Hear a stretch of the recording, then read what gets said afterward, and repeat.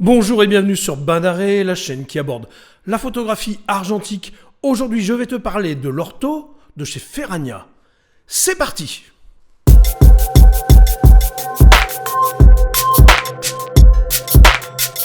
Le film ortho de la firme italienne Ferragna est, comme son nom l'indique, un film orthochromatique, ce qui signifie qu'il est sensible uniquement à la lumière bleue ou verte et peut donc être développé sous une lampe inactinique rouge.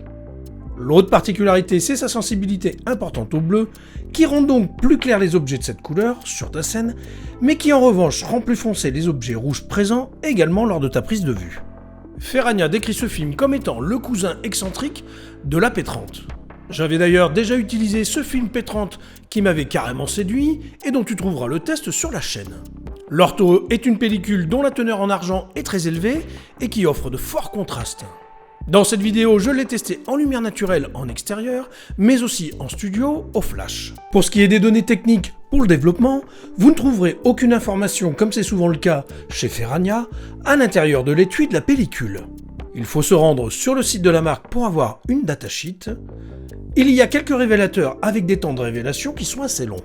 J'ai développé deux films à ISO 50 dans du Rodinal à 20 degrés durant 18 minutes en solution 1+50 comme préconisé.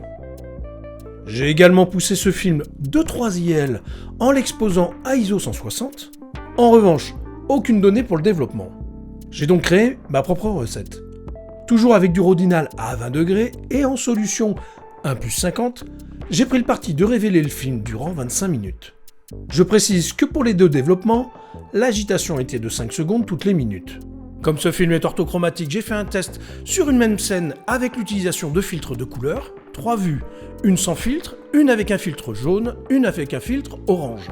Pour avoir un test compréhensible, notamment sur le fait que l'ortho fonce les rouges, j'ai réalisé 3 natures mortes avec une dominante de rouge. Pour avoir une idée précise du rendu de ce film, j'ai préalablement fait 3 images en numérique couleur. Aussi dans le diaporama, tu verras ces photos couleurs juste avant le résultat du film.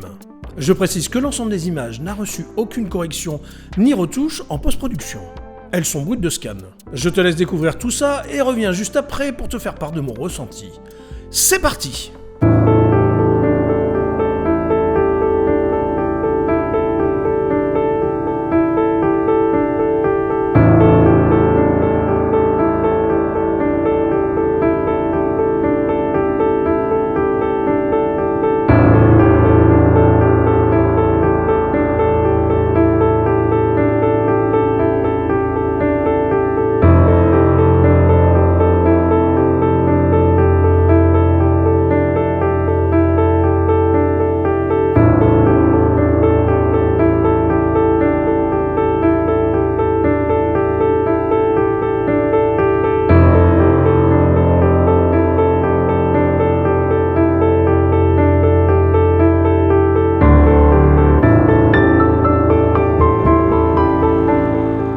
Une fois de plus, la marque Ferragna me séduit par le rendu de ses films. C'est très typé, comme pour la P30. Effectivement, l'ortho étant un film particulier car orthochromatique, offre des images très contrastées au noir profond. J'avais qualifié la P30 de charbonneuse, je trouve que l'ortho est dans la même veine. Sur les vues en extérieur, il faut bien veiller à exposer soit pour les hautes lumières, soit pour les ombres. Les résultats seront très différents en fonction de tes mesures de lumière. En studio, je pense qu'une légère surexposition aurait donné de meilleurs résultats. Tu auras pu constater que les rouges sont carrément noirs.